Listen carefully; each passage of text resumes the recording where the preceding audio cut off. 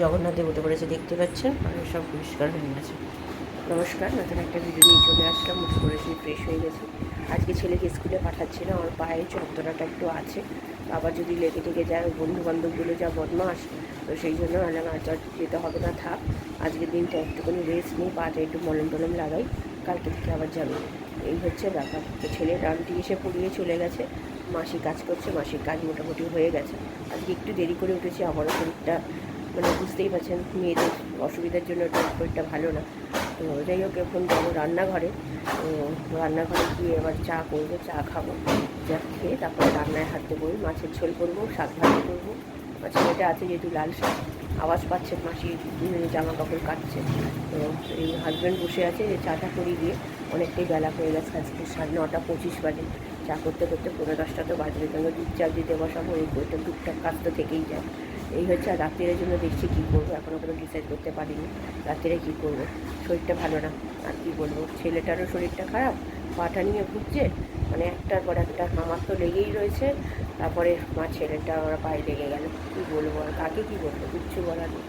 আর ছেলেটারও দোষ নেই, খেলতে গেছে, হতেই পারে, কিন্তু যন্ত্রণাটা যে ভোগ করতে হয় না, সেটাই কষ্টের, আর কিছু না। কিন্তু আমি ভুক্তভোগী, যে পা মুচকে গিয়ে আমার প্লাস্টার পর্যন্ত হতে হয়েছে। সেটা যে কী যন্ত্রণা সেটা আমি জানি, তার জন্যই আমার চিন্তা, আর কিছু না। আমার ছেলে ভীষণ মানে সহ্য করতে পারে না এসব জিনিস, তার জন্যে। চলুন এখন রান্না করে আমি। এই চা বসিয়ে দিয়েছি, আমার হাজব্যান্ড আর ছেলে দুধ হয়ে গেছে,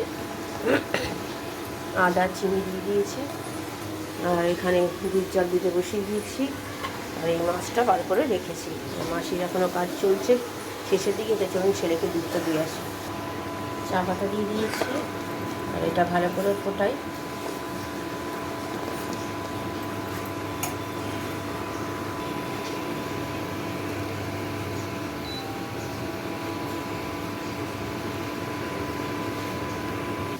এই যে আমাদের চা রেডি, আর এখানে দুধও ফুটে গেছে। তো চলুন আগে চাটা খেয়ে নিই, তারপরে আমি আবার পরে আসছি। এদিকে ভাত হয়ে গেছে, লাল শাক তো কেটে রেখেছিলাম, আর এখানে এই যে পটল দিয়ে আলু দিয়ে মাছের ঝোল করবো। আর এখানে তেল বসিয়ে দিয়েছি, কালো জিরে ফোড়ন দিয়ে শুকনো লঙ্কা দিয়ে দিয়েছি।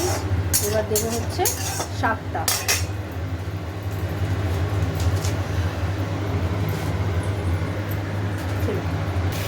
নুন আর হলুদ দিয়ে দিয়েছি। এবার এটা একটুখানি নেড়ে সামান্য জল দিয়ে ঢাকা দিয়ে দেবো, সেদ্ধ হবে। তারপরে ভাজা ভাজা করে পোস্ত দিয়ে নামাবো। এই মোটামুটি হয়ে এসছে। এই লঙ্কাগুলো কি ঝাল, আবার লঙ্কা না দিলে তো আমাদের আবার, আমার ছেলের আবার চলে না। এই যে মাছ ভাজতে দিয়ে দিয়েছি, চলুন মাছটা ভাজা হোক। মাছ ভাজা হয়ে গেছে, গোটা জিরে তেজপাতা ফোড়ন দিয়ে আলুগুলো দিয়েছি। আলুগুলো একটু ভেজে নিচ্ছি, তারপরে দেবো হচ্ছে পটল। পটল দিয়ে দিয়েছি, ভাজা হোক লাল লাল করে। তারপরে দেবো টমেটো, নুন, তারপরে মশলা, আদা বাটা দেবো। এই যে পায়ের ব্যথা কেমন আছে রে? একটু এখানে ভাজা ভালোভাবে হচ্ছে।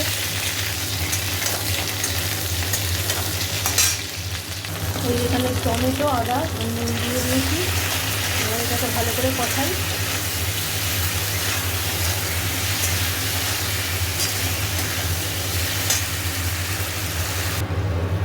নুন দিয়ে তো আগেই দিয়ে দিয়েছি, মিষ্টি, হলুদ গুঁড়ো, লঙ্কার গুঁড়ো, জিরে গুঁড়ো দিয়ে দিয়েছি। চলুন এটাকে কষাবো, নিয়ে মাছটা দেবো।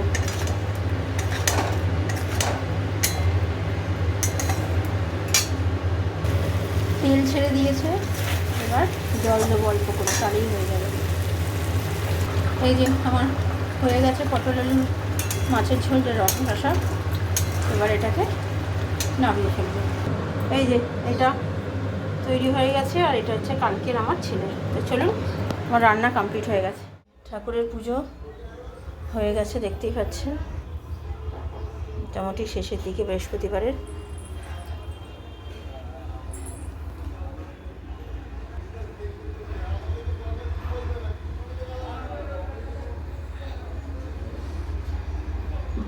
দিতে এসেছি, এটা আলু দিয়ে পটল দিয়ে মাছের ঝোল আর হচ্ছে লাল শাক। দেখলেনি তো রান্নাটা করেছি, চলুন খেতে দিয়ে দিই। এখন 2টো বাজতে চললো, ছেলেকে খাওয়াবো, তারপরে আমি খাবো। এই যে বেড়ে দিয়েছি, এই যে চলুন খেতে দিয়ে দিই, পরে আসছি।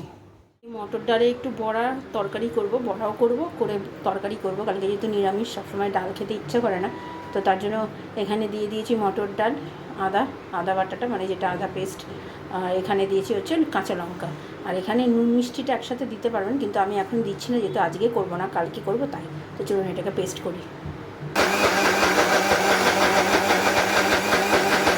এই যে আমার করা হয়ে গেছে একদম ভালোভাবে।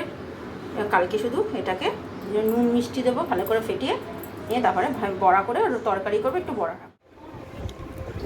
পায়ে ব্যথা কেমন আছে বাবা? হ্যাঁ, হাঁটলে ব্যথা করছে। কোন জায়গায় ব্যথা করছে পাটা? এই জায়গাটা।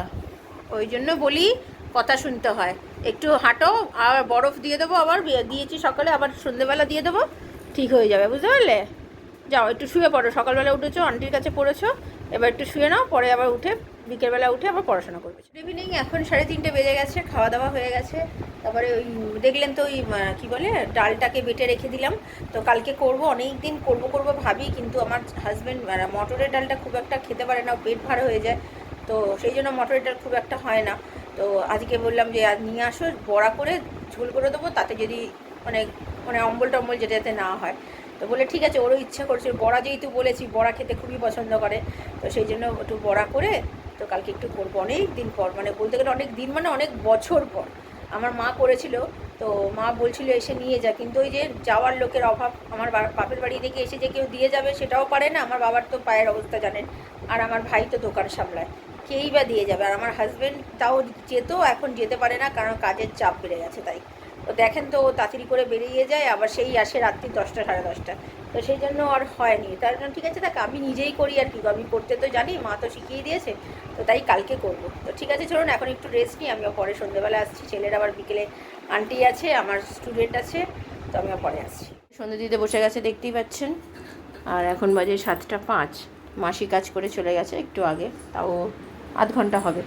আর এই যে আমার স্টুডেন্ট চলে এসছে, পড়ছে, পড়াশোনা করছে, এখন করুক। আমার ছেলের আন্টি আজকে আসবে কি না জানি না, বলেছে আসতেও পারে, নাও আসতে পারে, এখনও জানি না কি করবে, আমাকে ফোন করে জানাবে। তো তবু কালকে আবার ছেলের পরীক্ষা আছে স্কুলে, সেটা বলে দিয়েছে, বন্ধুকে ফোন করলো। আজকে যেহেতু ও যায়নি পায়ে ব্যথার জন্য, তো এখন পড়াশোনা করবে, কালকে পরীক্ষার জন্য প্রস্তুতি নেবে, দেখা যাক কী হয়। তো চলুন আমি পরে আসছি। দিয়েছি ছেলেকে, বিস্কুট দিয়ে দুধ খাচ্ছে, কালকে পরীক্ষা বলে পড়তে বসেছিল আমার কাছে, আমি বললাম এখন ঘরে বসে পড়ো, আমি পড়িয়ে নিই, নাহলে ও বাচ্চাটার ফোকাসটা ওর দিকে চলে যাচ্ছে, বুঝতে পারলে? এইখানে বসে পড়ো, আন্টি যদি আসবে, না আসবে তো অন্তত আমি কালকে পরীক্ষার জন্য তৈরি হও। আন্টির পড়া তৈরি তো?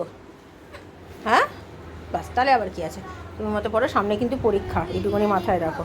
কি ও মা গো আমার, তুমি এখন যেটা দিয়েছি সেটা খাও, খেয়ে পড়তে বসো, কালকে কিন্তু পরীক্ষা, সেটা মনে নেই। এখন বাজে 8:20, ছেলেটাকে ছেড়ে দিয়েছি একটু আগে, 5 মিনিট হয়েছে।